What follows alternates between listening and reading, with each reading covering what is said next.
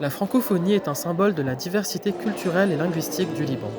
C'est le message qui a été lancé durant la cérémonie en l'honneur de la Journée internationale de la francophonie, tenue au Grand Sérail. Heureuse coïncidence, cette date est aussi celle du 50e anniversaire de l'adhésion du Liban à la francophonie. Une occasion de rappeler la nécessité de préserver une francophonie en déclin relatif ces dernières années. Le rôle de notre représentation est à contribuer à ce que ce déclin soit arrêté et contribuer au rayonnement de la langue française et aux valeurs francophones au Liban.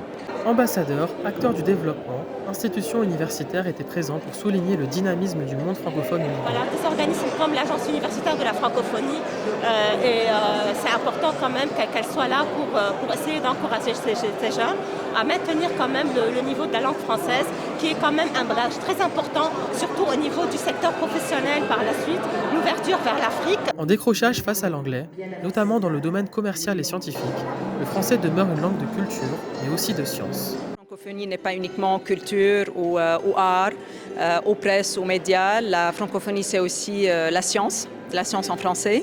Et c'est un débat de longue date, en fait, mais qui s'accentue aujourd'hui avec cette hégémonie, on va dire, anglo-saxonne dans le milieu de la recherche scientifique. Selon l'Organisation internationale de la francophonie, 40% de la population du Liban est francophone, un chiffre qui masque mal d'importantes disparités selon les régions et les générations.